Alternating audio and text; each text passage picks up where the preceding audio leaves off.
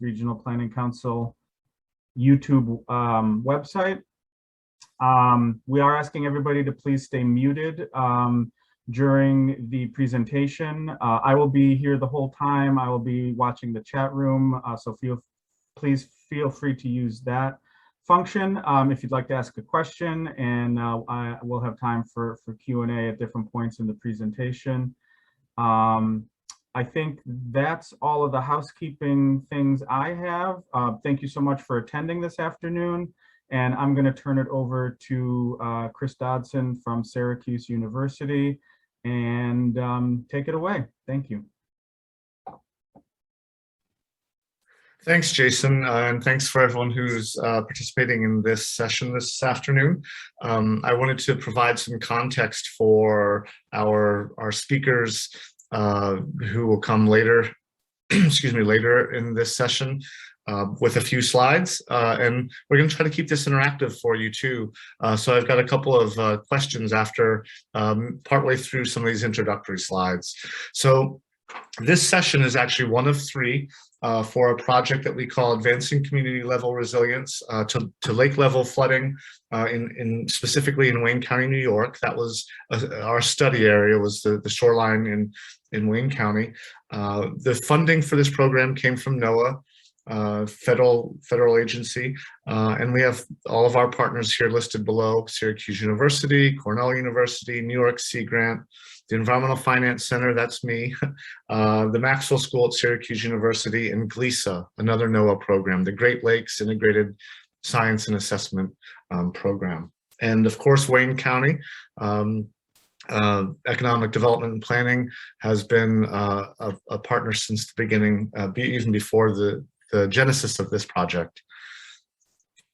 So if I can learn how to advance these slides, we will get moving. Shoot, why isn't it advancing? Anyway, we'll leave it there for now, just in the interest of time, sorry. So the goals of this project really were to identify economic vulnerabilities of flooding. So looking at some of our coastal communities in Wayne County, when there is inundation or when extreme water levels, so that could be low water, just as dangerous really economically as high water. You know, what are the economic impacts? Who's affected? So the community members, also businesses and residential and commercial properties. Then we want to develop some recommendations after these three sessions, and I'll talk a little bit more about the other two shortly. We're going to be developing some recommendations that we'll share with the communities along the shoreline in Wayne County, and others, including interested parties from outside of the county. And then develop strategies to communicate these recommendations to property owners, to taxpayers, to local elected officials and others, so that we can begin to make change toward a more resilient shoreline in Wayne County. So those additional sessions I mentioned. So we have one next Thursday. All three are being hosted as part of the Genesee Finger Lakes Regional Planning Council's annual meeting. So if you haven't registered for these other two sessions, I believe you still can. Jason's on and can answer any questions to that if I've gotten it wrong. But next Thursday, we have another session. We'll be focusing our discussion during that session on sewer and septic along the shoreline. Some of the discussion today will identify areas where that type of infrastructure exists through some mapping. And then Tuesday, November 9th, we'll be talking about local models of flood resiliency policies and other tools that can be used by local government to encourage resiliency and looking at the barriers to implementing those types of things. So again, you can register through GFLRPC.org for those other sessions. All right, so today we'll be talking about our progress on this project thus far. Mary's going to kick that off in just a couple more minutes. Looking at our recent inundation research and looking at properties at risk for inundation, and of course, we want to keep this engaging. We'll have some poll questions, always open for Q&A. We'll have at least 3 places for Q&A throughout today's session. So again, my name is Chris Dodson. I'm from the Syracuse University Environmental Finance Center. I'll be facilitating today's session as best as I can. Hopefully I'll stay away from PowerPoint from here on out. I'm joined here by Mary Osterman from New York Sea Grant. She'll start talking in a couple minutes. And then our major presenters, I think, for today are Scott Steinschneider, Associate Professor from Cornell University, Pete Wilcoxon, Professor at the Maxwell School at Syracuse University, and Aaron Vlasic from Syracuse University. All right, so just a few things about meetings. We're all used to Zoom by now, whether we like it or not. Keeping your microphone on mute is very helpful. Hold your questions, put them put your questions in the chat box. Like Jason says, he'll be monitoring it. So will we. We'll make sure we get to those questions. Raise your hand, either physically or electronically. You can go in through the participant section, I believe, and raise your hand there, and we'll be sure to answer your question at the next appropriate time. And again, we want this to be as interactive as possible. We're going to be using something called Menti to run some poll questions. It's best, if you can, to have a secondary device, a tablet or a smartphone, where you can go to menti.com, MENTI.com. If you don't have a secondary device, that's fine. It just requires you opening up an additional browser screen, which most people can do. Thanks, Jason, for dropping that in the chat. Which most people can just open up a secondary browser. You might have to toggle back and forth a little bit. But again, it's easier if you have that secondary device. So if you want to grab that now or open up the browser window and go to menti.com, I'm going to stop sharing my screen, and my colleague Avery will start sharing hers, and there'll be a code there where we can enter that and get started with just a few introductory and easy engaging poll questions. So Avery.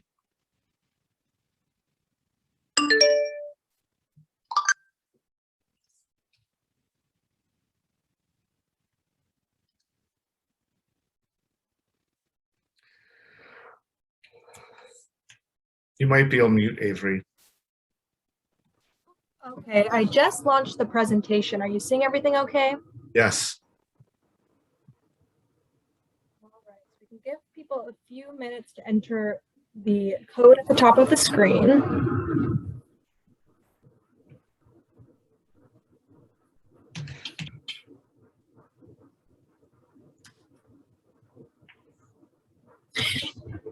And if you want to use one of our heart or thumbs up reactions so we know how many people are participating, that would be great.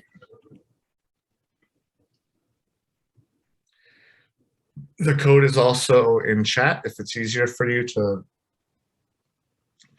read it from there than from the browser screen, or from the Zoom screen, I mean. It looks like we have 10 people participating, so are we ready to move on? Let's give it one more second. People might be having to toggle back and forth between, the Zoom and the browser. If anybody has any questions on how to get into Menti, please drop it in the chat. Let us know.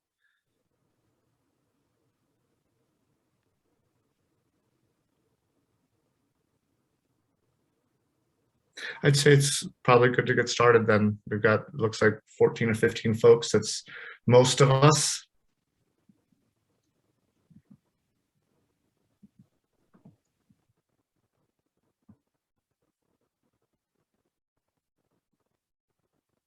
So our first question for you guys today is, do you live in a waterfront community?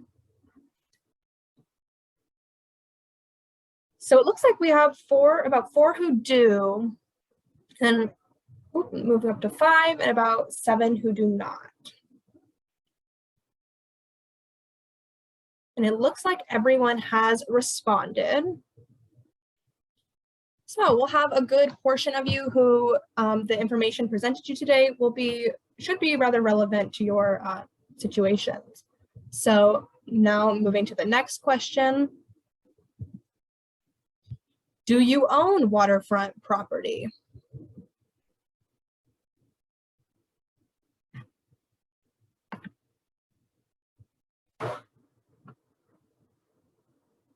So it looks like the majority do not, but we still have a good amount of you who do live in waterfront communities. And so hopefully these presentations will still be relevant to you and your situation. Moving on to the next question.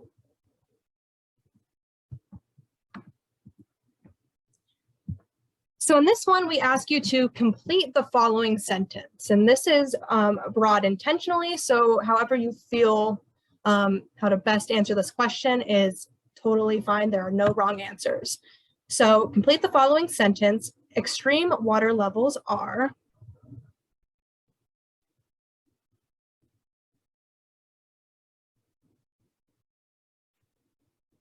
See some answers rolling in. We have here to stay.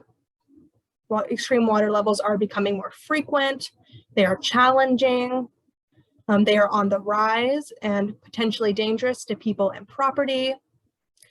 Extreme water levels are concerning, are very hard to plan and design for, are a part of a natural hydrological process. They are a problem for relatively few people. They are not good for homes and property, and they are costly. So give it a few more moments to let anyone else wrap up their response.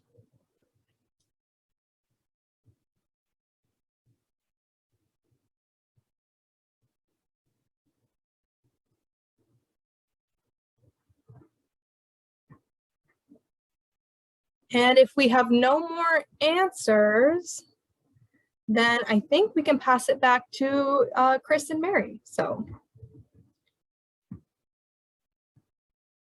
I'm going to go ahead and stop sharing, but we will be revisiting Mentimeter at the end of the presentation. So please do not close out of the tab that you're currently logged into on. So I'll stop sharing. Great. Thanks, Avery. So Mary's going to take it from here with the rest of the introduction and progress to date on this project. Again, to give you more context on where we are and what Scott and Pete and Aaron are prepared to discuss with you in just a couple of minutes. So Mary, you should be able to share your screen. Thank you. All right, can everybody see my slides from my boring old school PC? Yes. Okay, good. Okay. So as Chris mentioned, and Avery, thank you for walking us through that. And so we can learn a little bit more about the folks that we're interacting with today and a little bit more about your perspectives as far as high water and flooding are concerned. So as mentioned, I'm going to talk about some of the efforts that have either been underway in the past or some ongoing efforts that kind of led us to this. So one thing I think a lot of people would agree on is that it's really difficult to move the needle on resilience. And so one of the things that we've been lucky enough to do as a result of previous surveys, data analysis, other efforts, and in addition to the research team that we have involved in this project, and you'll hear about some of these other efforts, we have the flexibility to actually be able to focus on two areas when we're thinking about high water levels in Lake Ontario in Wayne County, those being septic systems and also structures. And so when we talk about structures, we're talking about homes, outbuildings, those kinds of things. And when we get to the research part, I'm sure that Pete and Aaron will really go into detail, and Scott as well, about what some of these things are. So some of these previous efforts For those that may not be overly familiar with Lake Ontario and recent flooding events, in 2017, we had a then record high water level event that lasted for a number of months. You can see at the bottom here, Cornell and Sea Grant worked together on a survey. Stakeholders were calling and asking for a way to document this event because it was historical. So we put together a survey to start collecting some of that information. So we were able to document the event, but also this was used to help validate some flood risk modeling that Dr. Steinschneider will be talking about in a little bit. So what you're looking at here is the locations in Wayne County where we actually got survey results from. And this is just one question that people answered. So overall, how has this high water level event impacted you? And the question was 1 to 10, 10 being the worst, 1 being the least. 10 is red, 1 is green. So you can see that in Wayne County, people had extreme impacts. It's one of the most impacted areas across the shoreline. Another effort that occurred was this post-flood recovery visioning with the village of Sodas Point. Genesee Finger Lakes Regional Planning, Sea Grant, EFC was involved, Dr. Steinschneider's lab was involved. So a lot of the folks, Wayne County was also involved. A lot of the folks that are with you today were involved in this effort. Genesee Finger Lakes Regional Planning and Sea Grant kind of steered the bus on this one. And what we did was actually got groups together to talk through how different sectors of the community were impacted by the water levels. What specific areas along the shoreline were impacted, who owned them, how were they impacted, and how could those things become more resilient should future events, high water level events happen. So I said sectors, and when we're talking about sectors, those are the different components of the community. In this case, we were focusing on infrastructure, so important buildings, important roads, things like that. Recreation and tourism, and also the environment. We had people do a lot of voting and prioritization. And through this, we ended up with a list of resiliency actions that the village could adopt should they wish to. We came up with a list of 10, and through efforts prior to state funding, they did move some of these along, but then with some additional state funding, they have actually moved through 8 out of these 10 projects. One of the state funding initiatives that you may have heard about was former Governor Cuomo in 2018 launched what was called the Lake Ontario Resilient Economic Development Initiative. So this funding was like $300 million was available to communities along all of Lake Ontario's shoreline in New York to do a lot of projects to improve mostly shoreline and infrastructure and make them more resilient in the future. There was also some funding available to businesses and some funding available to private homeowners.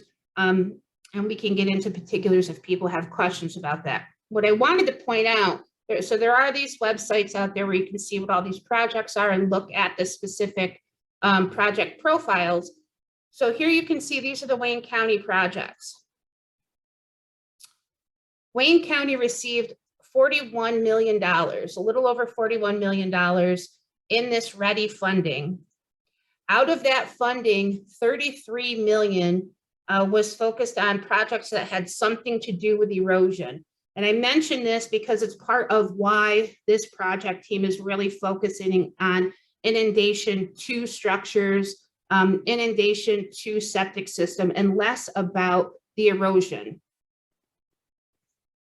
Another state initiative that is currently underway is this Lake Ontario Coastal Lakeshore Economy and Resilience Initiative. So the acronym for this is CLEAR.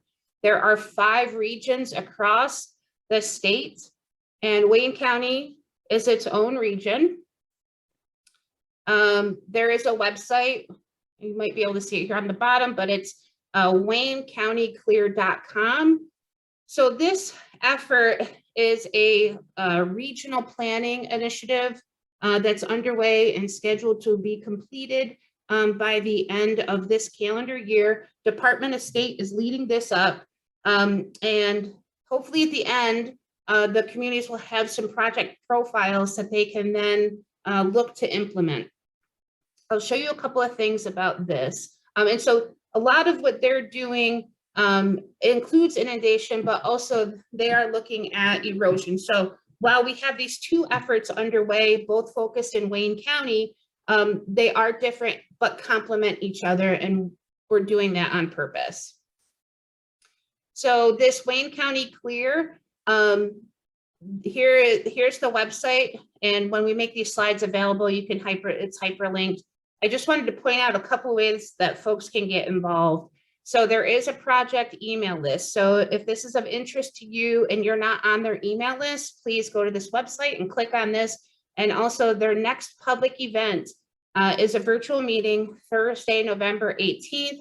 And the registration has not even opened yet. So if this is of interest, just mark that. You might want to mark that date in your calendar.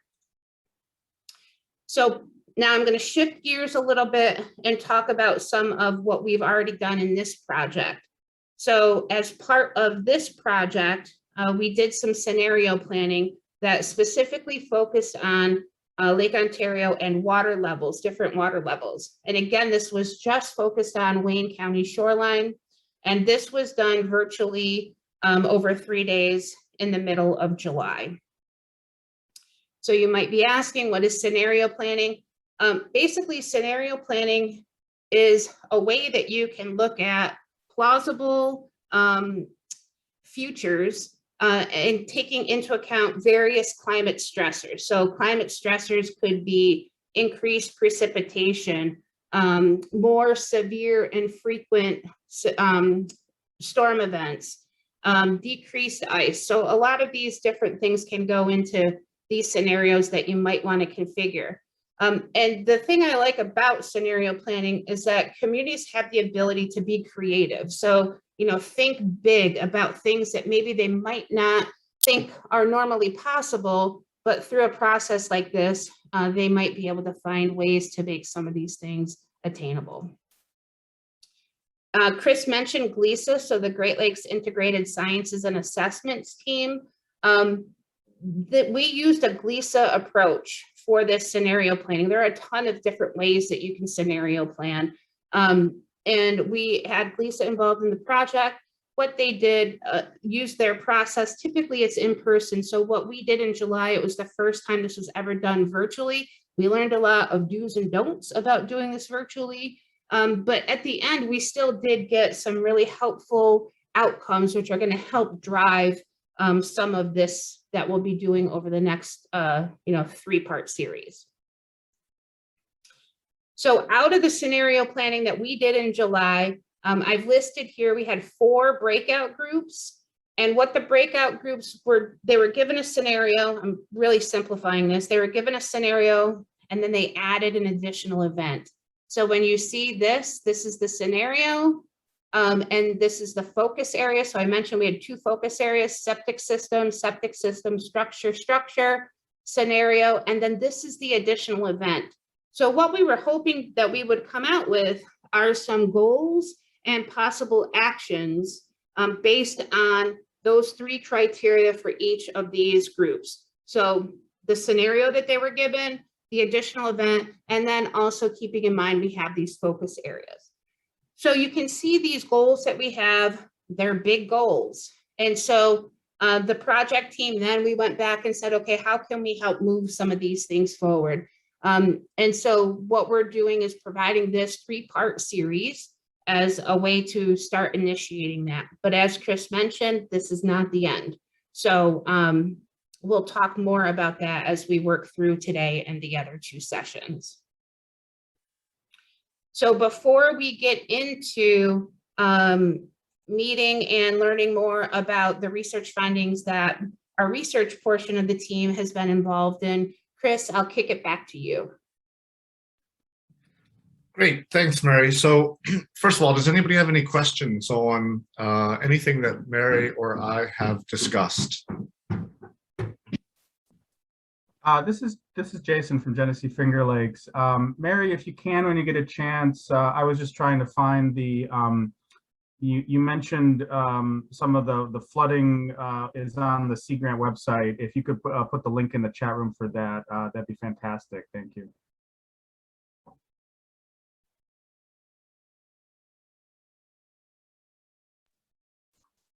If there are any questions, you can drop them in the chat or raise your hand or unmute yourself and go ahead and ask. Otherwise, we're going to move on with our next presenter.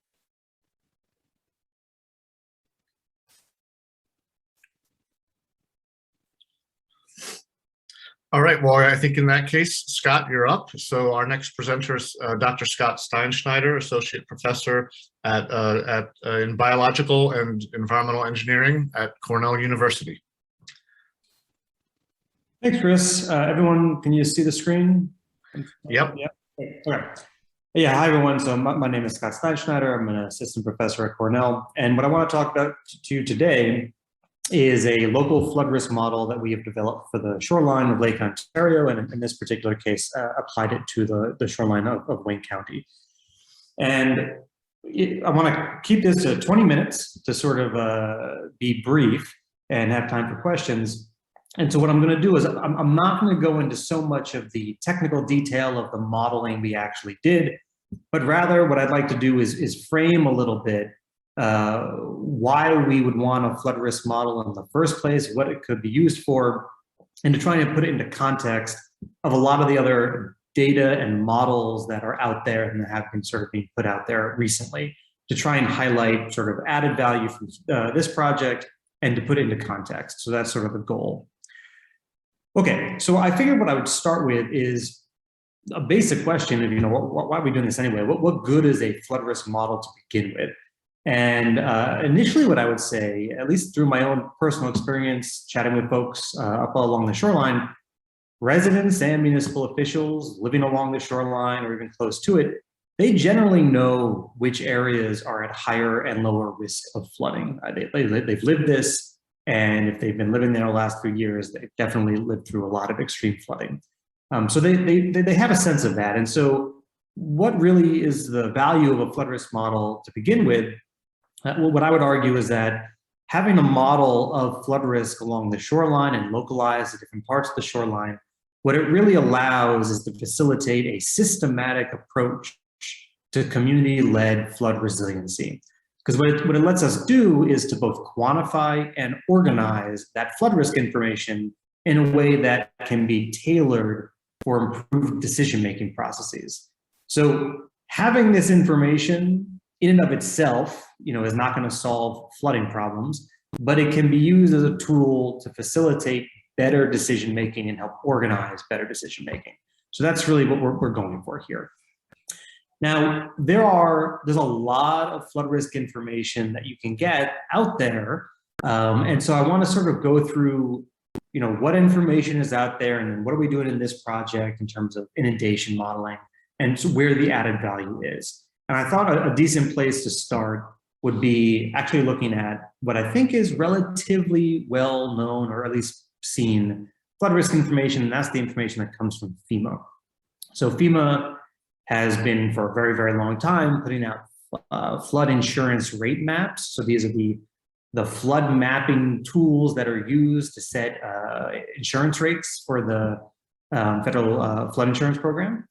And the way you read these things basically is that you would look at a given area. So right now we're in Sodas Point. So you can see my cursor, there's Sodas Bay right here. There's the outlet to the lake. And here we're sort of at the peninsula area of Sodas Point. And anywhere that's land that is covered by gray, that gray highlighted area, that's the 100-year floodplain. And that floodplain, that area that is within the 100-year floodplain, is generally seen as high enough risk of flooding to warrant added regulation, in some cases added zoning rules and the like. So it's usually seen as sort of a marker for where there is high and low flood risk. And it's worthwhile, just so we're all on the same page about what a 100-year floodplain is, because that language gets used a lot. I just threw up a definition here. So that gray area that was just highlighted in that figure there, the 100-year floodplain is the area of land. It has a 1% chance of being flooded in any given year. So if we're in this year, starting, let's say, this coming January, you roll 100-sided dice. If that die lands on a 1, you get flooded. Any of the other numbers, you're good to go. You go to the next year, you roll that same die again, and you see if you get a 1. That's sort of what we're talking about in terms of quantification of a risk that you would get flooded. Okay, so the FEMA map that I just showed you right here, you'll notice I put the date up there that this map was made from, and you can just kind of see it in the image. This is old. This is from 1977. And there's lots of places for the last several decades where these flood maps have been arguably pretty out of date. And you don't want your flood risk information to be based on data that was only available up to 1977 for the obvious reason that it wouldn't take into account all of the recent flood events that have happened since 1977 and how they would influence your interpretation of really what the flood risk is in any given particular spot. So this is well known to everybody, and FEMA knows this too. And so along the Great Lakes, FEMA has been forwarding a Great Lakes coastal flood study that's been going on for a while. Basically, what they're trying to update those firm maps, those flood insurance rate maps. And they've been making progress, but that progress is a bit varied as you move across the Great Lakes. And so I kind of want to put just a little bit of context on that for what it looks like for Wayne County versus other places. So in some places, FEMA has been able to update these flood maps pretty well. So if we focus in on Chicago, for instance, there's this neat little online tool that FEMA has where you can zoom in and see their updated flood maps, these firm maps. And so if we're to zoom into one of these little areas, these green boxes, you might notice this effective date of September 2021. So this project, that the Great Lakes Coastal Flood Project, has updated some of these maps if you're out in Chicago relatively recently. As we move towards Lake Ontario, though, it's a little bit lagged.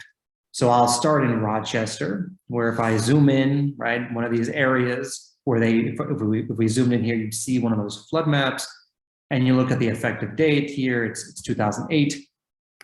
And then if we go to Wayne County, and I'm zooming in again on Sodas Point here, it hasn't really been updated yet. So here we still have our 1977 as the most recent thing that's available. You go a little bit to the west, you have 1992, but still pretty old, both not really accounting for some relatively recent flooding. And this is not to say that progress isn't ongoing for these FEMA flood maps in the New York area. That's not true. So they have been making some progress. What I'm showing you here is a preliminary map that was developed by FEMA to delimit the 100-year floodplain, again in the same basic area. But I highlight and underline, and I guess the disclaimer here, right, is this is preliminary. FEMA has not put this out as any sort of official tool or official data product that can be used.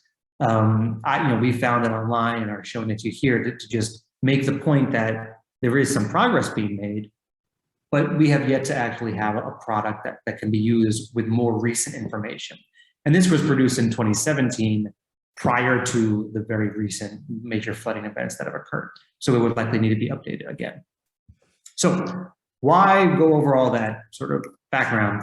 Well, there's basically a couple of points I'm trying to make. So there are existing flood information that is out there that you can use to try and understand the flood risk of your specific community in Wayne County.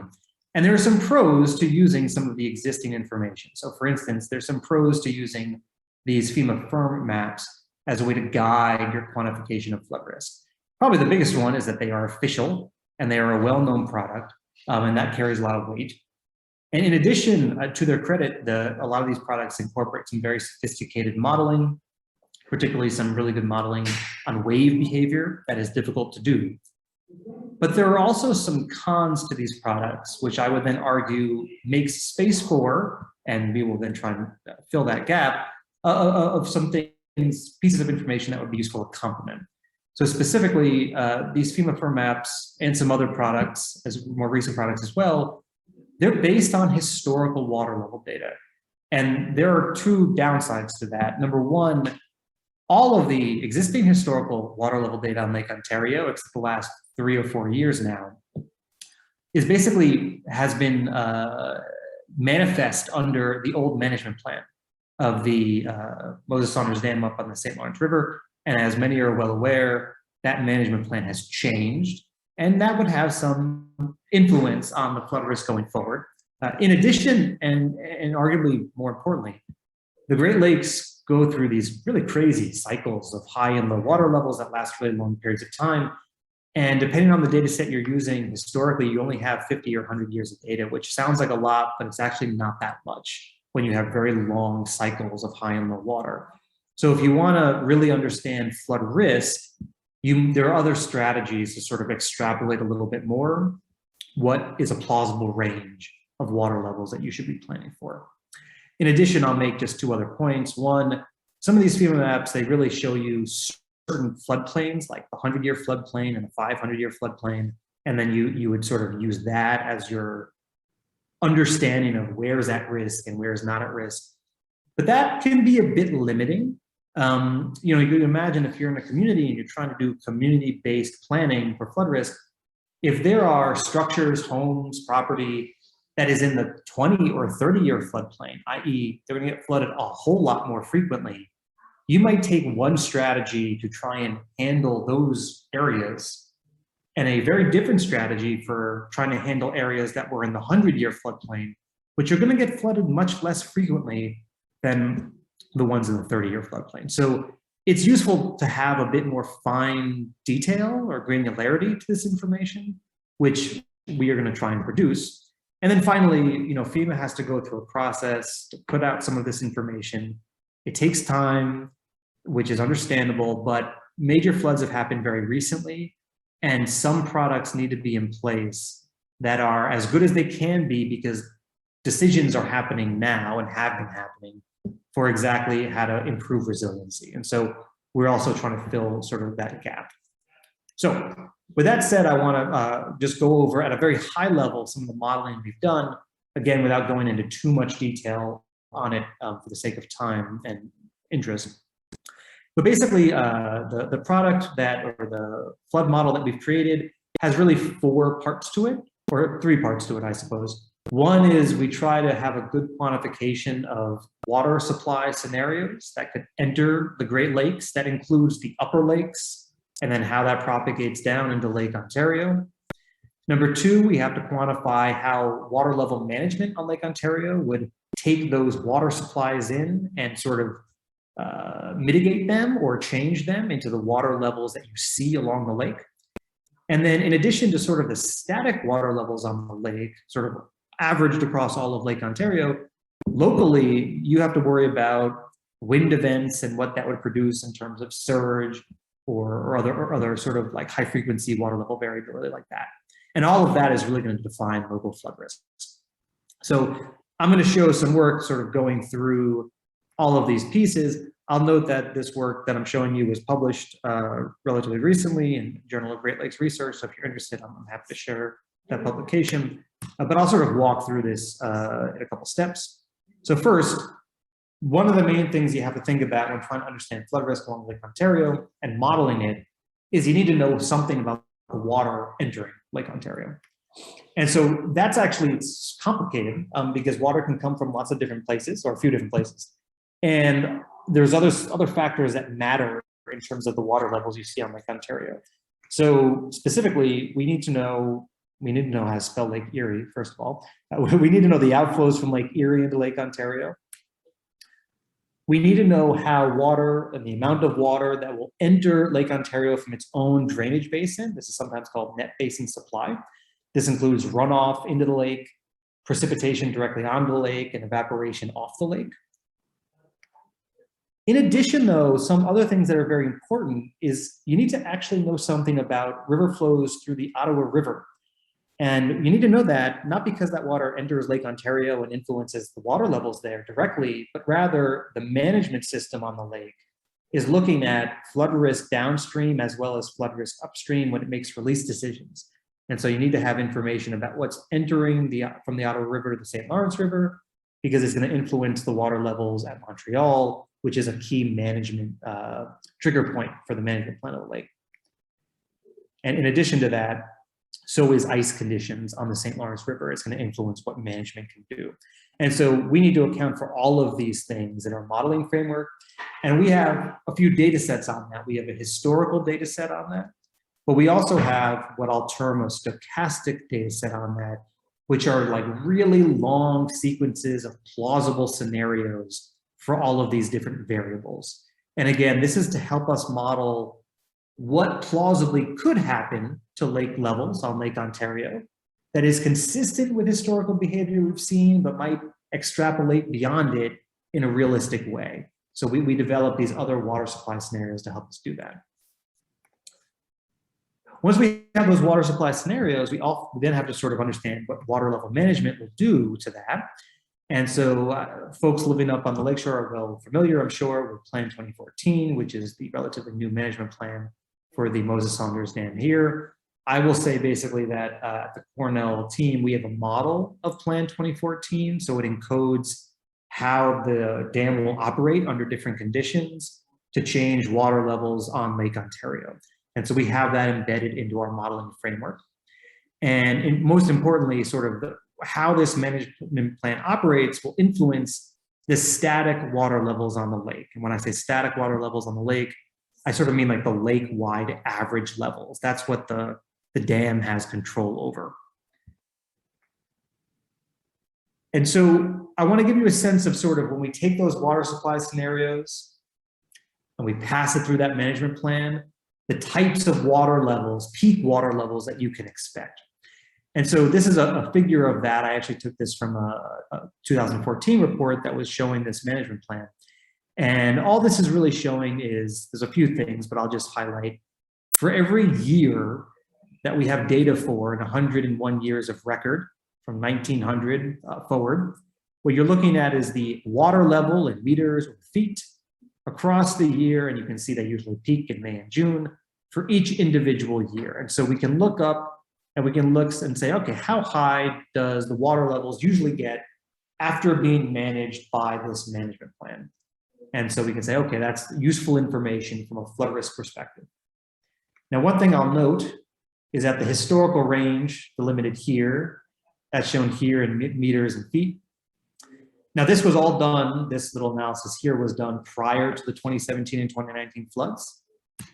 So if I put on really where the 2017 and 2019 events happened, they were bigger than anything that was previously looked at from a historical standpoint.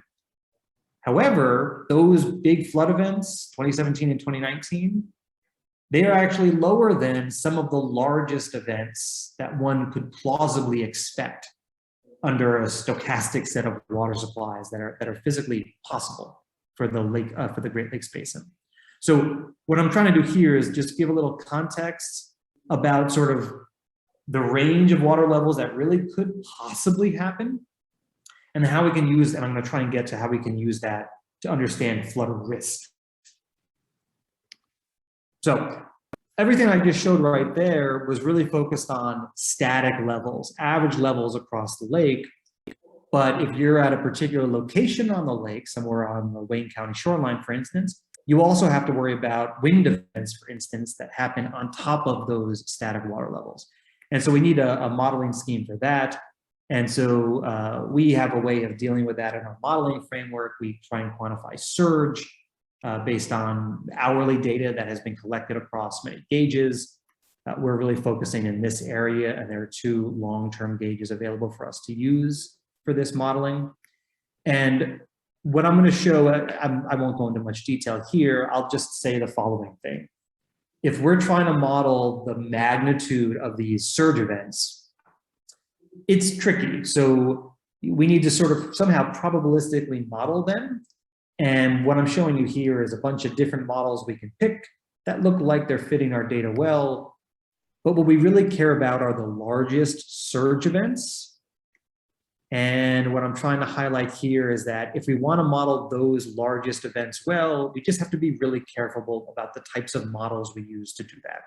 So I'll leave it basically there and say we put a whole lot of time into trying to pick a really good model quantitative probabilistic model to get at these big surge events and their frequency of occurrence. So that's what I'm showing here.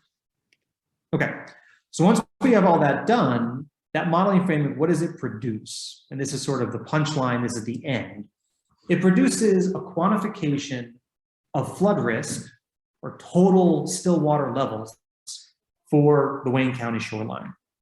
And I just want to walk you through sort of how you would interpret this type of figure, because this is sort of the punchline of our whole modeling framework. And the basic gist is as follows. I'll have you just focus on this red solid line right here. And the way you would read this thing is based on all this modeling that we did, I would argue, based on our modeling, that 249 feet, 2.34 feet, you probably have about a 1.5% chance of that level being exceeded in any given year. That's sort of what this chart is showing you. And so what we can do is for different probability of flooding in any given year, I can tell you the water level that would occur with that frequency. So for instance, there's a 10% chance in any given year that I would see something like probably 248.1 or something like that. And so on and so forth. I can sort of read off different frequencies with which I can expect different degrees of flooding. And that's the granularity of information that I was talking about before. Now, I have multiple lines on this plot, not just this thick red line. And so I'll just quickly highlight what all of these different lines are telling us. So this thick red line, that's if we do our analysis only on our historically observed data on Lake Ontario. And that's data that goes through 2019, including the 2017 and 2019 events. The dashed little red lines, they're just telling you that, look, the red line, the thick red line, this is our best guess for flood frequency from this data set, but we have some uncertainty around that and we're quantifying that with those dotted red lines. The blue line and its dotted lines, that's if I redo the whole analysis, but on that stochastic set of water supplies I had talked about, which gives sort of a bigger range of water levels that we might expect. And the conclusion from that is that on average, that's actually lower than the flood risk you expect from the historical data set. But given our uncertainty, there really is sort of a non-trivial chance that you could get some really, really high water levels with like a 1 or a 2% chance occurrence in any given year, which might be something that you would want to plan for. So I'm going to end it there. And what I would say is, I think Pete and Aaron are going to then pick up from here and really pick up from this result and sort of show what this result means for flood risk to individual parcels along the lakeshore, both in terms of certain structures and septic systems. So I'll stop here, and then I'm happy to take any questions if there's time, or if we need to move on, that's also okay. No, we have time. You said you were going to take 20 minutes and you took just about 20 minutes.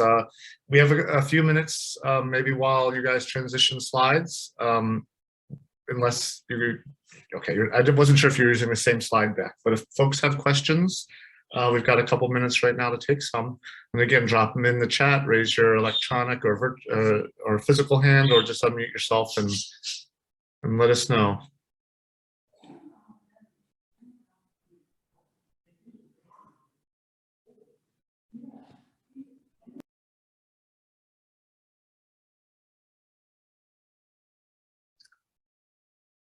All right, well, seeing none, I guess, Pete and Aaron, if you want to load up your slide deck, or we can get started with your portion of the session.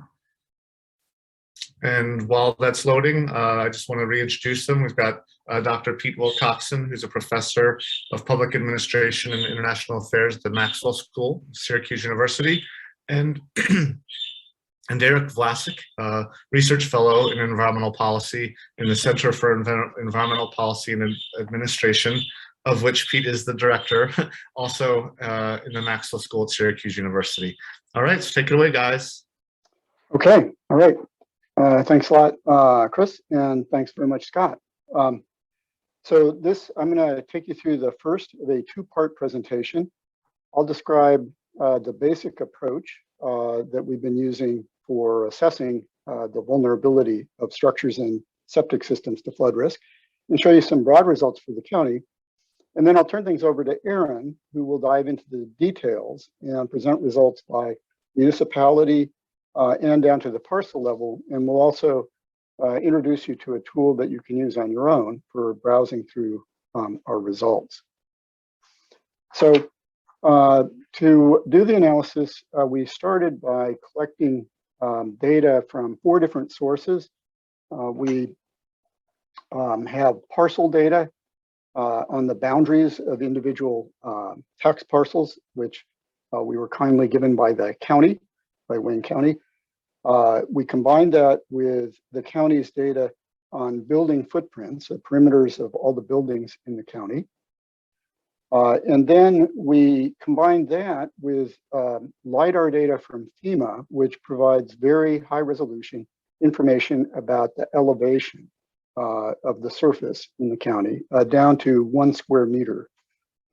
And then finally, on top of that, we added a large data set of tax parcel information that's maintained by New York State that includes lots of variables about individual parcels, what kind of utilities they have for residences, how many bedrooms, kitchens, what kinds of wastewater systems they have, many other details. So we collected all the data and we used it to construct a 3-dimensional model of each parcel. So over here on the right, we have a schematic diagram looking down on the top of a parcel. And so we use the county's information on parcel boundaries to determine the boundaries of the parcel. And then the building footprint data to determine where the buildings were in the parcel. And many parcels have multiple buildings. And then the LiDAR data allowed us to determine the elevation of each square meter of the parcel, which I'm showing here with contour lines. So we know the elevation of all the different points in the parcel. And then we integrated that with the data that I mentioned from New York State, which gave us land use class for every parcel. So that's its zoning category, whether it's residential, commercial, whatever its use is. If there are structures on it, we know the year that the structures were first built. As I mentioned, we know the type of wastewater system. And so in this case, what really matters is whether the parcel is on a septic system or a sewer system. We know the assessed value of the property, and then many other characteristics, type of construction, and so on. So then we summarized the elevation data. So we have a lot of data on each parcel's elevation.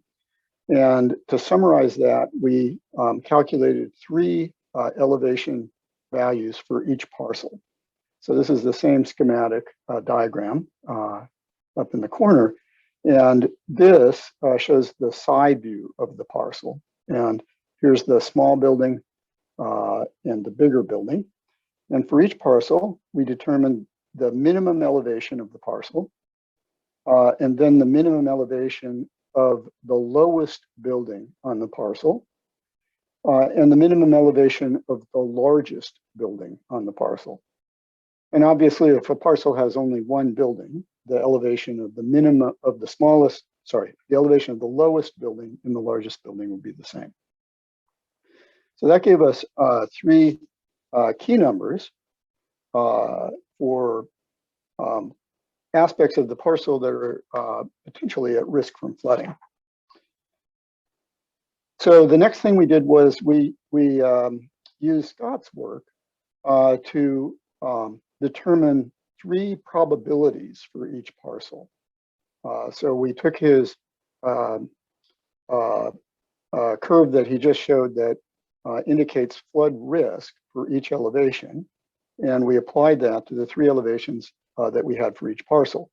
So one of the probabilities gives us the chance that there is water on the parcel, that the water level has risen high enough to be above the parcel's minimum. And at that point, for parcels that are on septic systems, the septic system is potentially at risk. The second probability that we calculated is the probability that the water level rises high enough that the lowest building on the parcel might be inundated. So we have the probability of lower building inundation. And then finally, we also calculate the probability that the lake level rises high enough to inundate the largest building. So one of the key findings, which really ties very much in with what Scott was saying a few minutes ago, is that the 100-year floodplain understates risk, and it understates risk in a very specific way. So in this diagram, normal conditions over here on the left, that's what the lake looks like when there isn't any flooding. And then this middle diagram is intended to show the 100-year floodplain. So the edge of the floodplain is here, and the blue is the area that would be inundated with probability 1 in 100. And so the way that people often interpret these maps is that people who are in the floodplain or buildings in the floodplain have a 1% chance of being inundated. And then often people think of these as signaling that the chance of being inundated beyond the floodplain are 0. So the perceived risk can be 1% if you're in the floodplain or 0. But using Scott's data and our building elevations, it's quite clear that that is an understatement. So the only buildings in the data set which actually have a 1% risk are the ones that are right on the edge of the 100-year floodplain. All of the buildings that are closer to the lake and at lower elevations, all of them have higher risk of flooding. So here I'm showing a couple of different colors. So a band that's between 10 and 20% chance of flooding in each year. And then another band which has a flooding risk of greater than 30%. So everything that's not right at the edge of the floodplain has a risk that's greater than 1%. And it could be quite high. And not only that, but this perceived risk also understates the risk of flooding to parcels that are just beyond the 100-year floodplain. So these parcels, in fact, have a flood risk that is greater than 0. In addition to all of that, the risks of flooding are much higher over the life of a mortgage than they are in a single year. So just to explain what I mean by that, suppose that we're looking at a parcel which is right on the edge of the 100-year floodplain, and a building there has a 1% risk in any given year of being flooded. That means that in any given year, it has a 99% chance of not being flooded. So if you imagine thinking about 2 consecutive years, the chance of being lucky and not being flooded for 2 years in a row is 0.9 times 0.9, or 0.99 squared, or 98%. So pretty good odds of not being flooded. The catch is that the chance of being lucky for 30 consecutive die rolls, as Scott put it, the chance that you're lucky every year for 30 years is much lower. It's only 74%. And the implication of that is that the chance of being flooded at least once over the length of a typical mortgage for somebody who thinks they're at the edge of the floodplain with a 1% flood risk actually has a 26% chance of having water at their doorstep sometime over the course of their mortgage. That is what's true right at the edge of the 100-year floodplain. So this diagram shows elevation along the horizontal axis and the probability of flooding on the vertical axis. And the 100-year floodplain is right here at this blue line, and the 1% risk is this lower blue line. So this is the perceived risk per year for building at the 100-year floodplain. This is the risk over 30 years, 26%. What I really want to point out here is that all of these buildings that are at lower elevation, below the 100-year floodplain, their annual risk goes up quickly. And because of that, their risk over the course of a mortgage becomes quite high. So moving a little bit below the 100-year floodplain, you can end up in this territory where flooding is very, very likely over the course of a mortgage.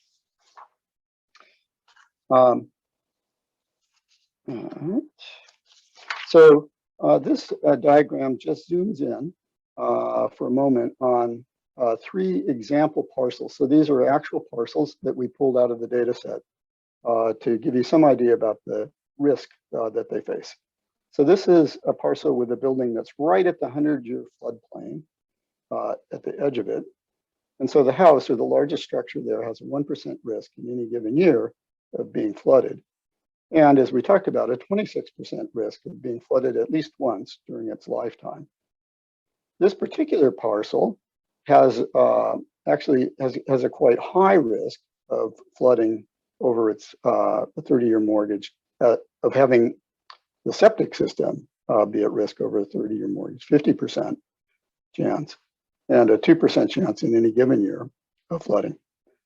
But moving inside the 100-year floodplain, it's easy to find structures that have quite a bit higher chances of flooding. So this is a house that has about a 7.5% chance of being flooded in a given year. And over the course of a mortgage, its risk of flooding is just about 91%.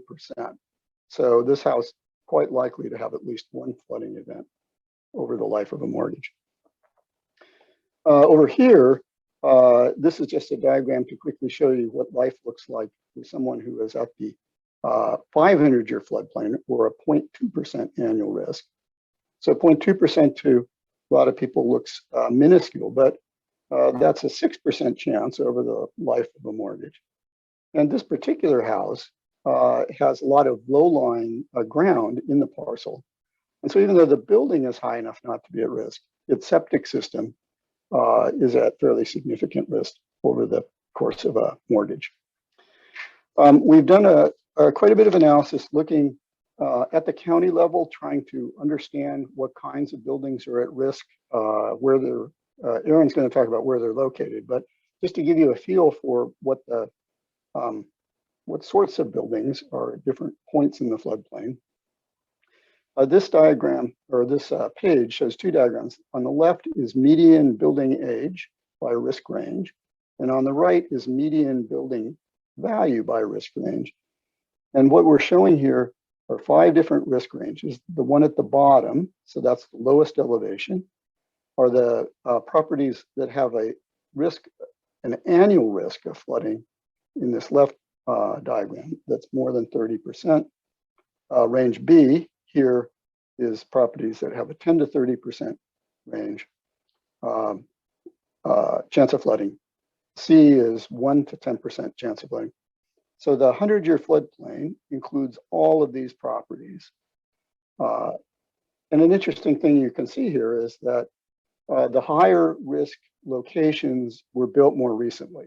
So the buildings are much newer down close to the lake in the high risk areas than they were when the low risk high ground was built. There's not a lot of variation in building value by risk range. And so then stepping really far back, a question that you might ask is, what's the total value of residential parcels by risk zone? So we've calculated that as well. On the left side are the results using annual risk of flooding. And so at the annual level, for the 100-year floodplain, zones A, B, and C are all at risk. And they total together about $60 million worth of property. Most of the property is in the 10 to 1% risk. It's 40 out of the 60. But there is $20 million worth of property that's at higher risk than 10%, and quite a bit down here where the risk is greater than 30%. If you move to using the risk over the life of a mortgage, what you see is the diagram on the right. And what's really happened there is that the parcels have moved into lower categories. So they're the same buildings, But as we talked about a few minutes ago, over the course of 30 years, the probability that the buildings are inundated at least once is considerably higher than it is under 1 year. And so essentially what's happened is all of these parcels have moved down here. And the total at risk in these zones A and B is as high as $70 million. So at this point, I'm going to turn things over to Aaron, who's going to take you into the details, showing you where the parcels are located. And let me just turn off my screen and share. So thank you. Thank you, Pete.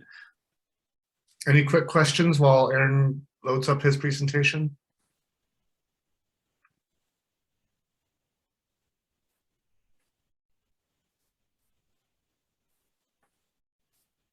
All right, seeing or hearing none, Aaron, take it away. Thanks, Chris. Thanks, Pete. My task with this project is to map the Wayne Coast property risk. I have for you a story map presentation, which gives a geography of flood risk.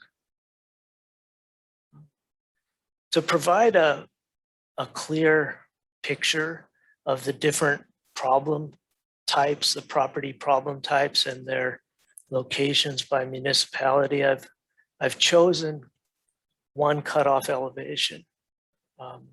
The cutoff elevation of 76 meters, which is 249 feet and about 4 inches. And this is approximately the elevation of the annual 1% flood risk. That is according to Steinschneider's historical data set. I believe he said it's this is the elevation of 1 to 1.5% flood risk. So in this presentation, I'm going to give an overview of the different problem types by municipality.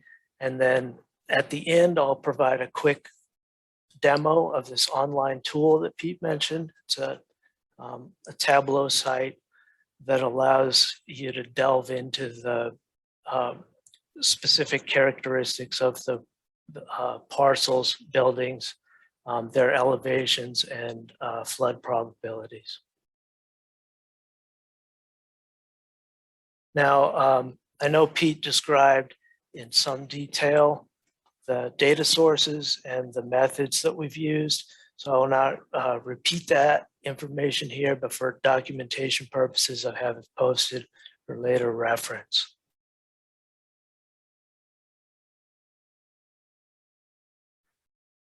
In terms of broad land use categories, this is how it breaks down. 80% of all the properties below this cutoff elevation are residential properties. And then we've classified agricultural, vacant, and conservation lands as green open space. And the remainder of the property classes are put into this gray other group.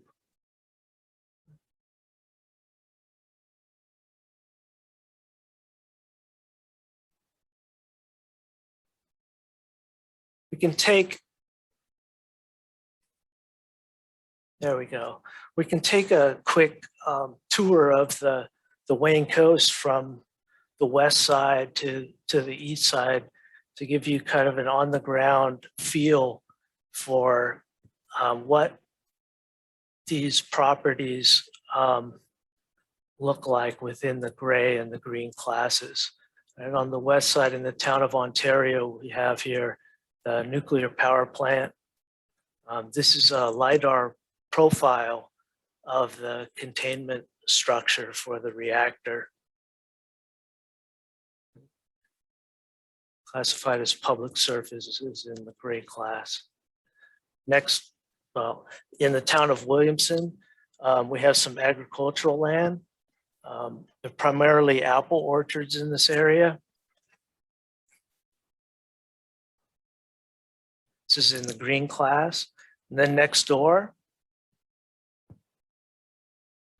community services, Lakeview Cemetery, in fact, has a view of the lake.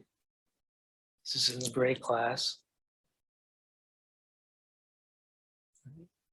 Moving east, I think you saw a similar picture already. Mary had a picture like this. There are some commercial properties below this elevation cutoff. This one's a restaurant at the Pulteney V Landing in the town of Williamson. Another commercial property at Holland Cove. These are seasonal rental bungalows.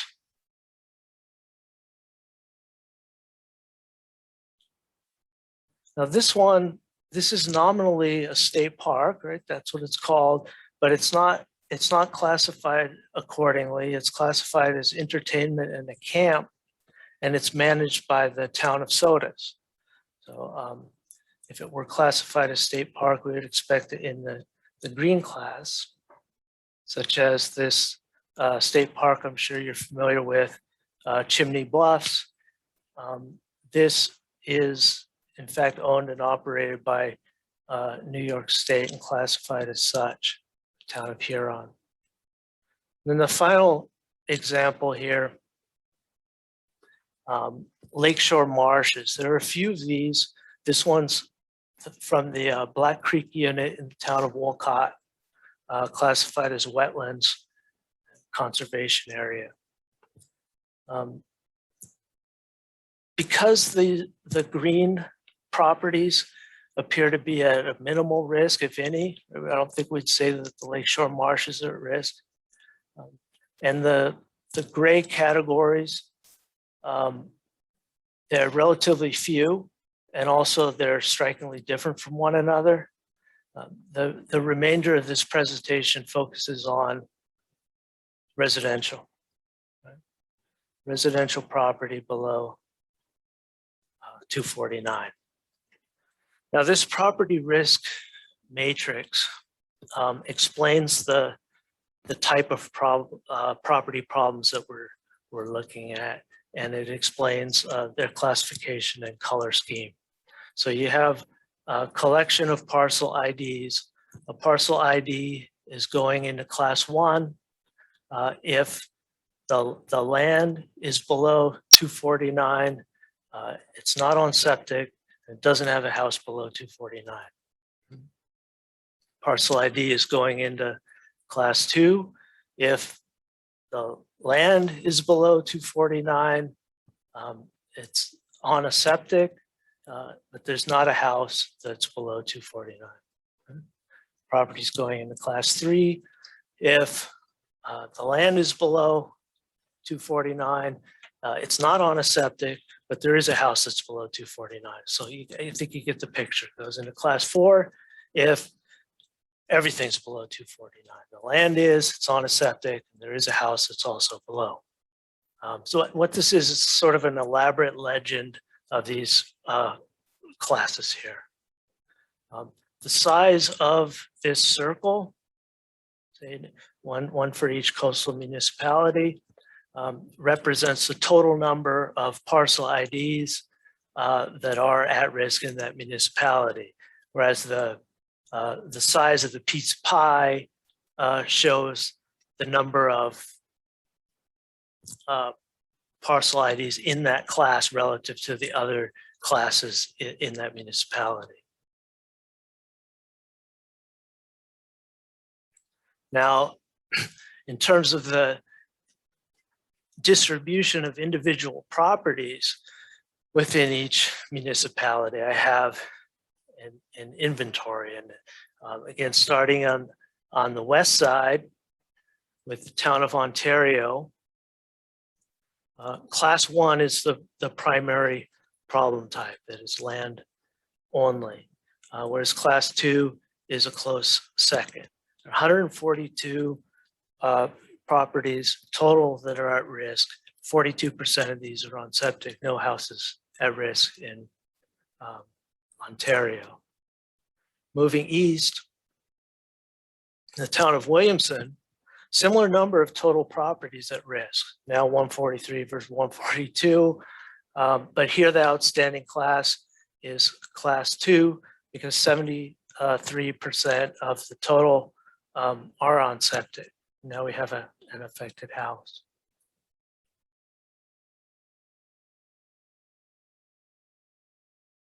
Further east in the town of Sodus, again, similar number of total, 145 properties at risk. Like Williamson, class 2 is the outstanding class, but now 91% of these properties are on septic. And now we have a small collection of properties in class 4. There's properties that have both the house and the septic at risk. And those are going to be out here in the water at Charles Point. And I'll talk more about that momentarily.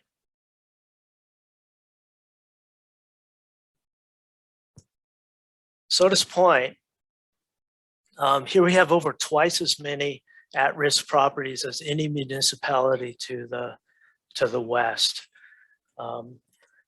But the properties for the most part are not on septic. So the properties fall into either class 1 or class 3.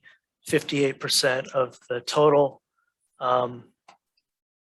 have the house at risk and are not on septic. They're mainly located on this point here, right? Symbolized in that burnt orange color. Now Huron. Here, now we have over twice as many at-risk properties as there are at Sodus Point. 771 total. 87% of these are on septic, and significantly 10% of these have both the house at risk and the septic at risk. To foreshadow here, what's unique about Huron, among other things, there's access to 1, 2, 3 bays, Sodus, East, and Port.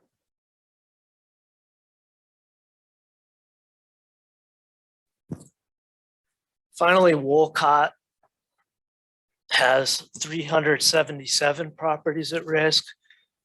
You could characterize this as mainly a class 1 land only problem. Apparently this area, like Sodus Point, is served by sewer. So as you can see by the town line here, it marks the difference between the septic properties to the west in Huron, right, and the non-septic properties to the east in Wolcott.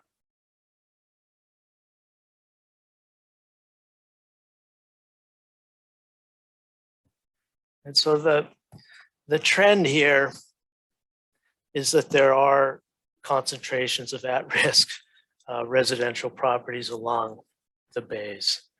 The municipalities with the most problem properties are the municipalities with the greatest bay access.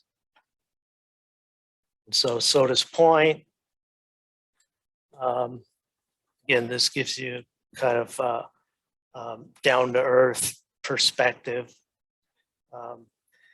Sodus Point has the greatest number of houses at risk. This is fairly typical along, why isn't it? Along this point, I think it's Greg Street. By the way, this photo was taken when the water level was at 245 feet. And so think about that elevation in relation to the historic high, some 4 feet greater.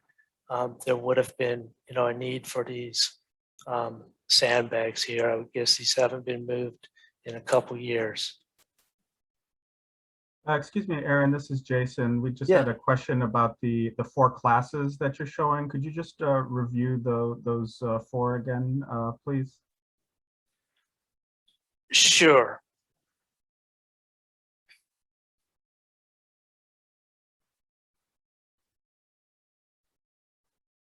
Thank you.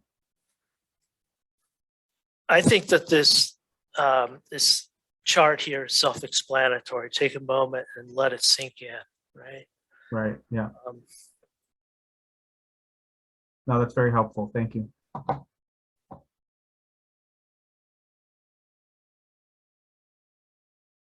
Right, so class 1, only the land is affected. Class 2, land and septic. Class 3, land and house. Class 4, everything.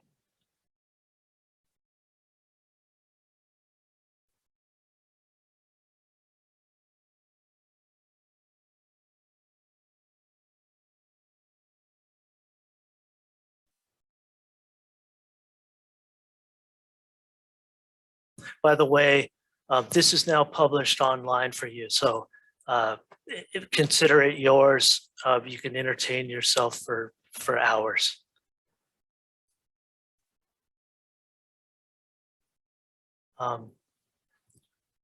Huron, I've said it before, say it again. Huron has the greatest number of properties at risk. This is one adjacent to a barrier breach that I'll show you in a second on Crescent Beach. Charles Point here is kind of a no man's land because politically it's part of SOTUS. It's in the town of SOTUS, but you could say that it's connected by land to Huron, shares some infrastructure with Huron. But I should say it's no longer connected by land to Huron because, well, we have damage on this side to the Charles Point barrier. And then on the opposite side, the Crescent Beach barrier, we have extensive damage, right? It's washed out. So Charles Point is virtually an island and sharing infrastructure with Huron, not the town of which it's part. It's an island on septic, right? All of these properties on septic, most of Huron is on septic. This photo is taken from the water here of the Crescent Beach properties. And final photo, it's on the opposite side of Huron, a port bay. This is a property not owned by government, is lost to flood inundation. It's in a seasonal residential area on septic system. Now you might look at the maps and say what Pete has already said, that they understate risk because they give the impression that all of the properties mapped carry the same annual risk. And so that's one of the drawbacks with this maps set. So what we've done is we've provided also this online tool to give you a more detailed, nuanced view of the particular parcels. So now I'll give you a quick demo of this tool that we created, I should say, Pete Wilcoxon created. Here's what you can do with it. You can, first of all, you can zoom. If you have a mouse, you can use the mouse wheel and zoom that way. If you don't, you can hit this plus button.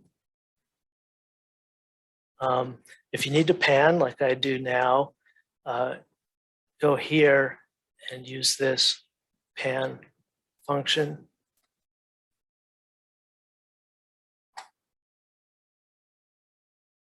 I want to go this way. You can hover over parcel of interest.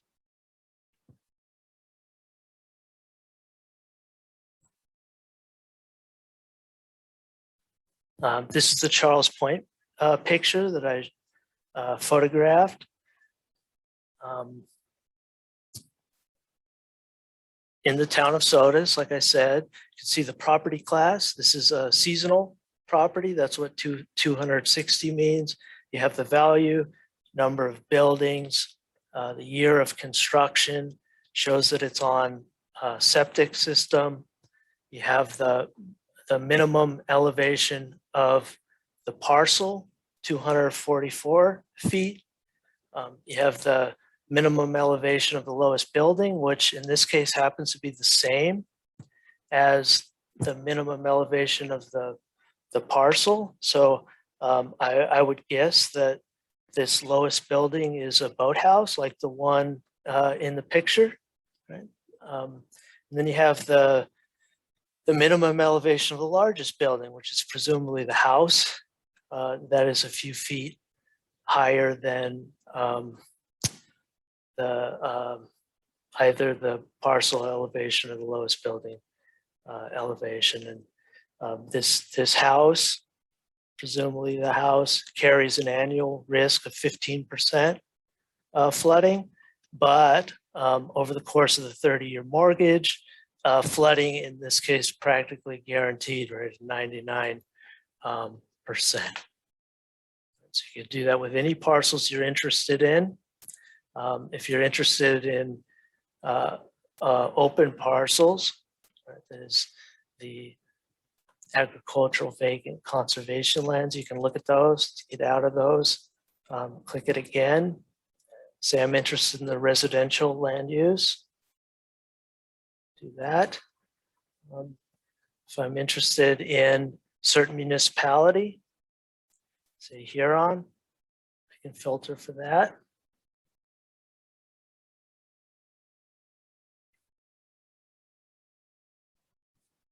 And then there's a need to pan over here. It won't zoom to your selection automatically.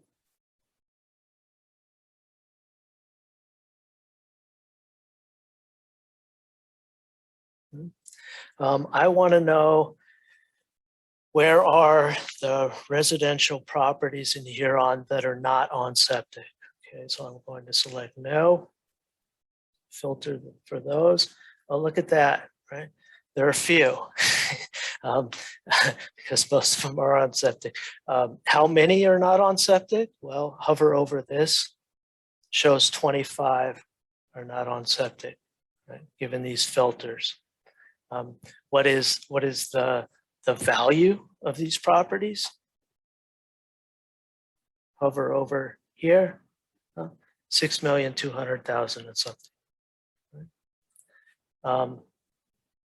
If you wish to get out of this selection, click all,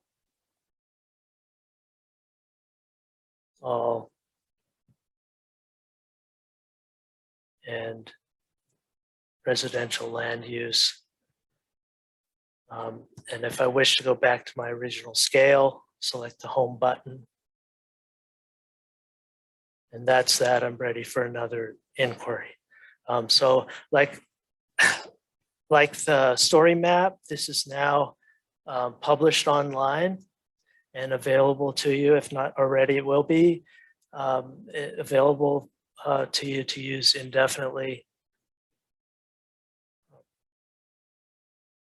If you have any questions about either the Tableau tool or the story map, this is my contact. Please don't hesitate to use it. And that's that. All right, thanks, Aaron. So we did have the one question Jason pointed out. Are there any other questions or comments, any discussion points people would like to raise for either Pete or Aaron, or even circling back to Scott? We've got a few minutes to do that before we do a few final engagement questions, which Avery, I'm wondering if you could begin to tee that up So any questions, comments, thoughts?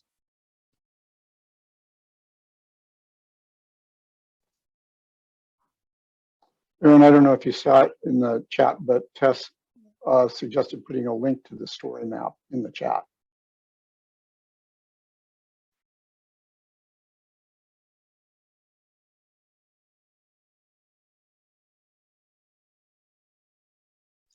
All right, I'll wait just a second longer. Aaron can drop that link in there. And for those of you who are teeing up the Menti again, menti.com, you'll see the code at the top. I believe it's the same code we used earlier. So you can open up that.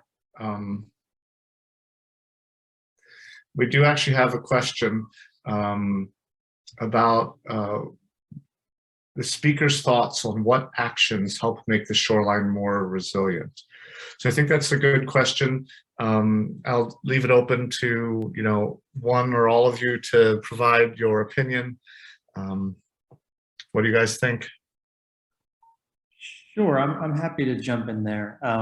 I think it's complicated because a lot of the shoreline is privately owned, and so it's sort of individual property owners making their own personal decisions, which is a bit more complicated than if it was all being done at a local government scale in terms of resiliency.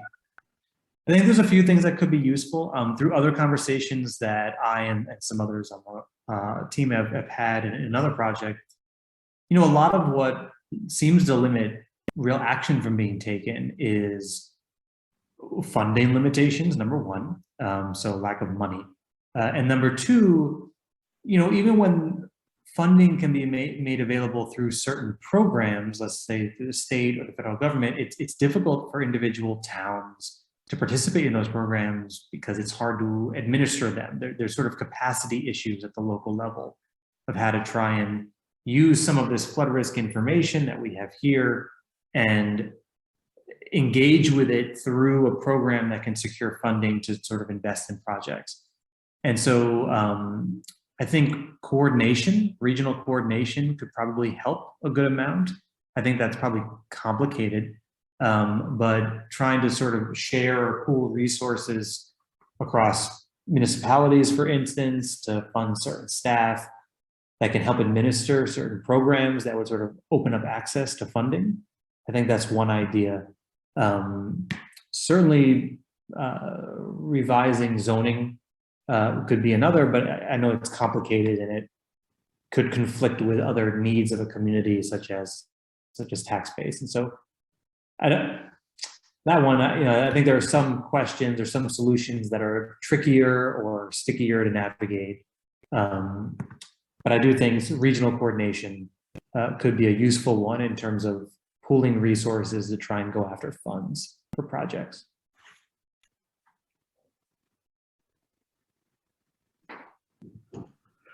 Thanks, Scott. Aaron, Pete, any suggestions? Yeah, I'll just make a couple of comments. So one thing that that I think the county has done very well at really is reserving a lot of the land that's at low elevation and close to the lake for open space and wetlands and other non-structural uses.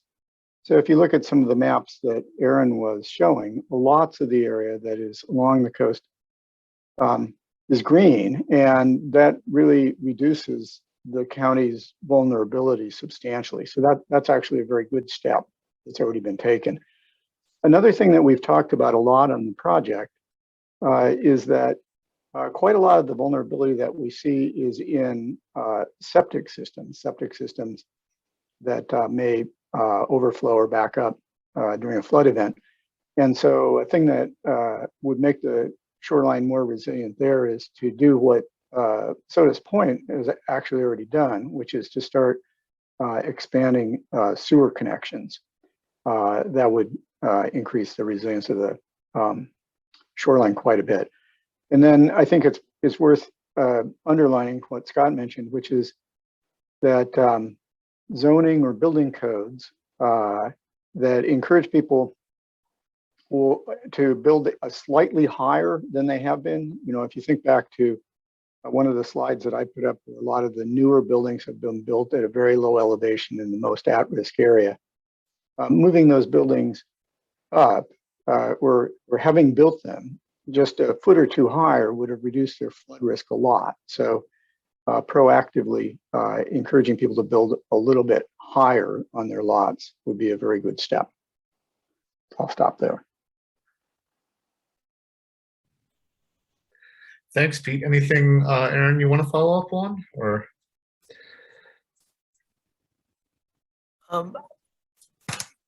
Maybe just a comment on Pete's suggestions. So I agree with all of that, but one of the reasons I was careful to include this class 4, that is the parcels that have both a septic and a house at risk, is that such a property would be a candidate for both of the policy suggestions just mentioned, that of connecting to sewer and also elevating building.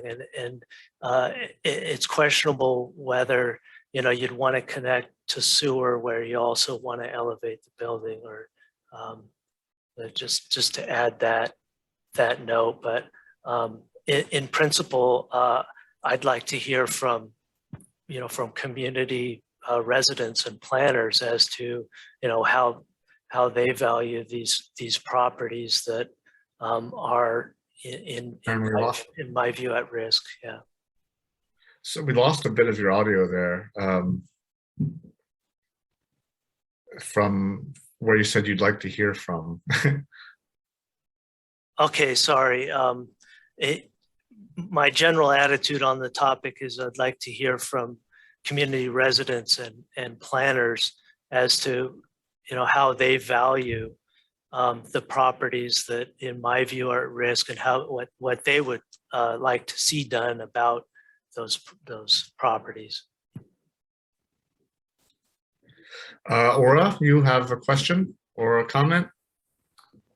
I guess just a comment. Aura Rothfuss, Wayne County Planning Department. I really appreciated, well, actually Scott and Aaron and Pete's presentations. I think they laid a good groundwork for understanding the issues along the lakeshore, and I think being able to categorize the risk levels, and I think it was a neat idea to look at things over the course of a 30-year time frame, and being able to get it to a parcel level application, and to be able to look at that, I think is really helpful for the individual parcel owners. And it would, I believe one of the advantages is being able to,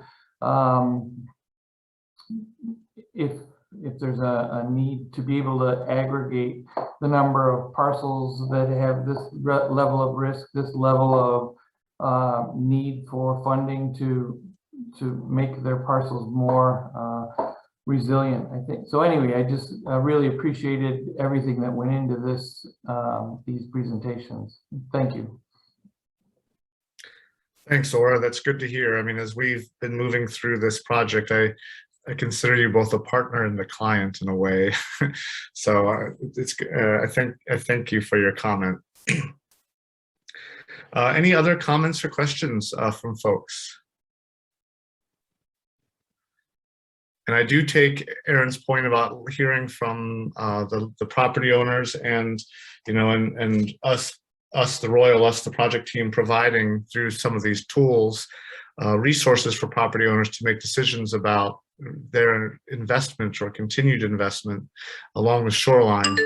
And we also want to hear from the rest of you using this Menti moving forward on this project. Again, this session and the next two sessions, the next session is on the 4th, dealing with septic and sewer, both what makes sense and what difficult septic installation and design might look like based on difficult site-specific installs, and also how to pay for those types of things, both sewer and septic. So that's the 4th, and then the 9th we'll look at planning and zoning and regulations and other tools that local governments might use to help make resilient shorelines. So Avery, are we ready to go with the Menti? We've got a few more questions for folks. And again, you know, stick around and walk through this Menti with us, because this is how we get some of these recommendations to the local elected officials.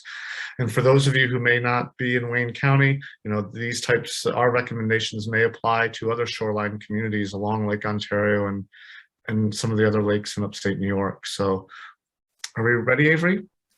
We should be all set. If folks want to give a quick thumbs up so we know how many people are participating, then we can get started.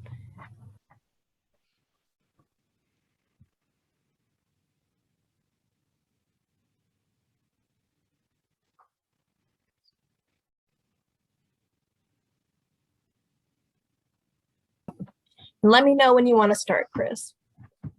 I'd say let's get going.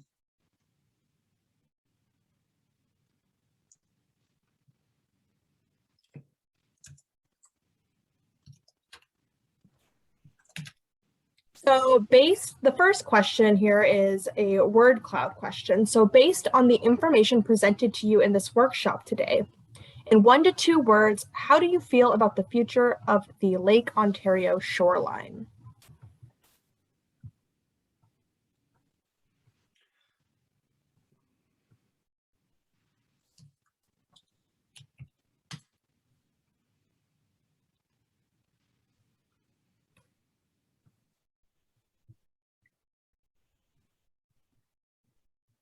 So we have some answers coming in. It looks like the most popular is hopeful, which is always good to hear. We have encouraged, evolving, changing.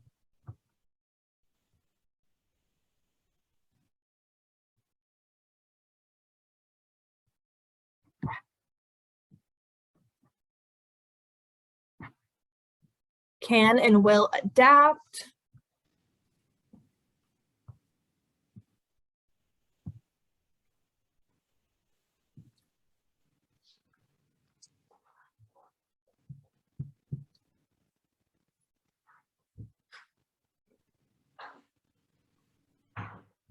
All right, so if we, it looks like we still have some answers rolling in. Vulnerable. Let's give it about 10 more seconds. I noticed there's a lag between the time someone hits submit to the time that it appears. So folks, if you got some words, type them in now. Otherwise, we will be moving on to the next question. And thanks as always for your continued participation.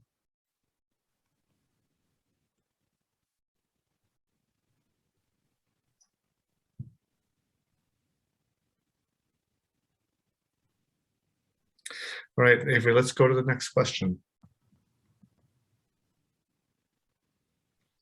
So this question asks, what additional information do you need in order to make decisions about extreme water levels in your community? So our answer options are information on existing local laws or ordinances that can be implemented in my community, specific information on extreme weather impacts, information on what financial and technical resources are available to address flooding in my community, or other.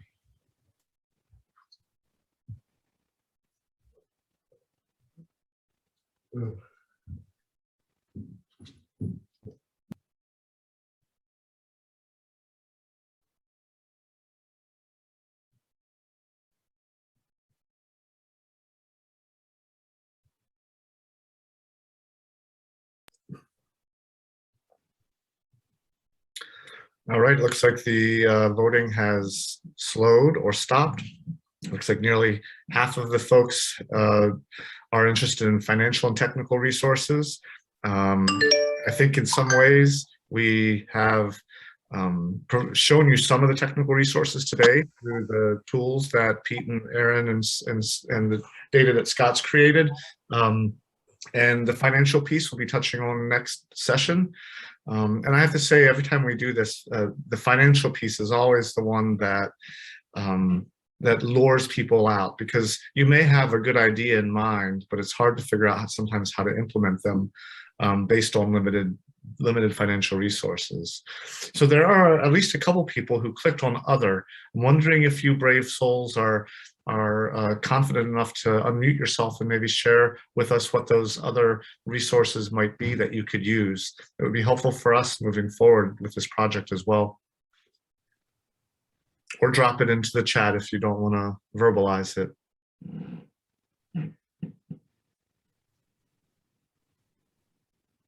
I was one of those others, Chris, and I guess just sharing my perspective from the sort of a regional perspective from the Regional Planning Council. I'm thinking of something that I forget if it was Peter Aaron mentioned it, but sort of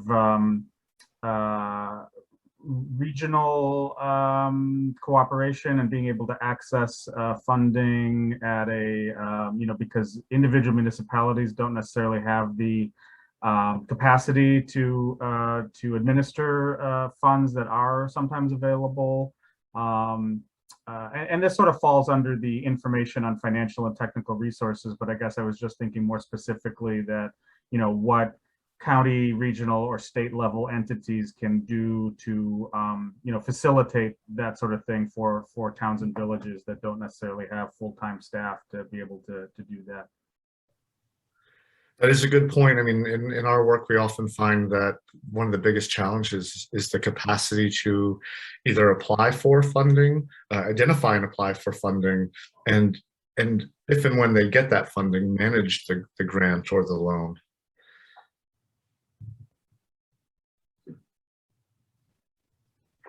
All right, let's move on to the next, in the interest of time, the next question. Avery, please, thanks. You may recognize this question from earlier, but it asks, after seeing today's presentation, how would you finish the following sentence? Extreme water levels are...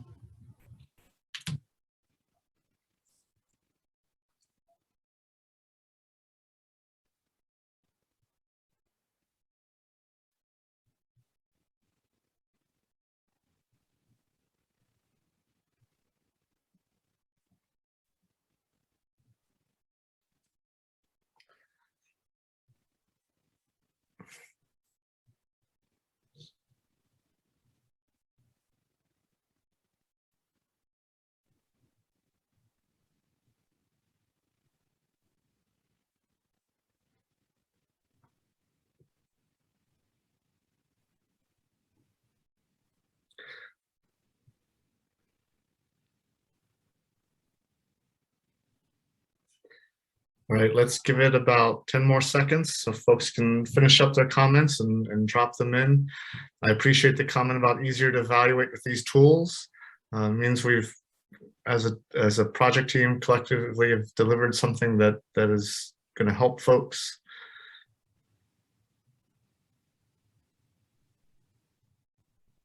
Any other thoughts on this one?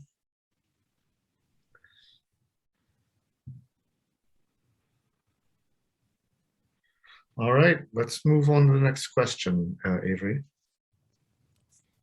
So this one we put on a scale, and the answer is, or the question asks, the information I learned today will inform the decisions I make as a stakeholder in the Lake Ontario region.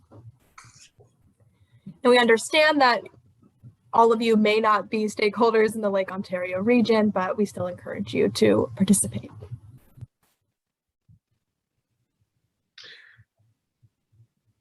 And if you're not, I mean, tools like, now you know tools like this exist and can be applied to other regions.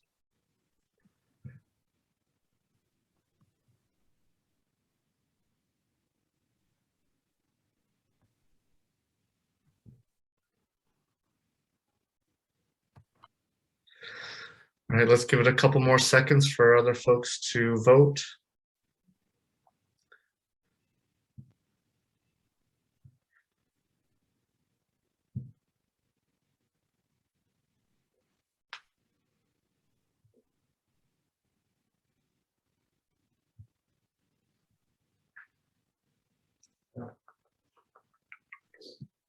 All right, I think we have one more question, Avery, right?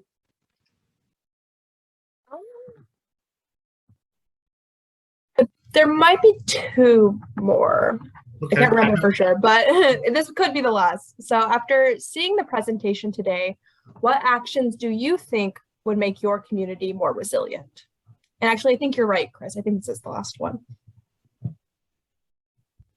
And remember, how you folks answer these questions help shape the recommendations that we prepare at the end of this project and deliver. So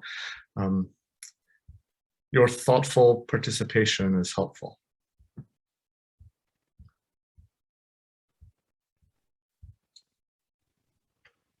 And as we wrap up and near our time, you'll also notice in the chat box that there's an evaluation for this session. So you can click on that link and evaluate this session so we know how well we did and what you thought of it and whether or not your expectations were met, and also ways we might be able to enhance our future presentations, our future sessions next week and in the following week.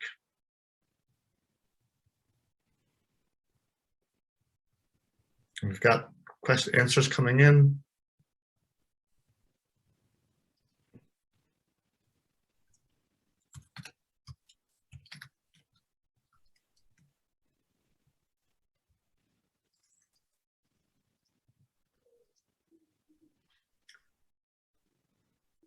So plan using resources that were provided today. That's good to hear. Thank you. Hoping that all elected officials acknowledge that climate change is real. Adding septic to especially high-risk areas. Removing vulnerable structures. Property owners on waterways taking actions to enhance their resiliency. Better assess flood risk with septic. Included using available resources such as those discussed today, prioritizing areas and projects. Any other thoughts in the last few seconds to respond to this question?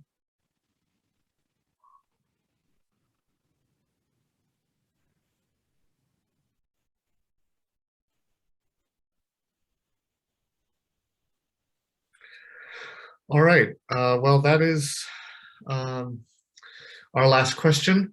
Thank you for participating.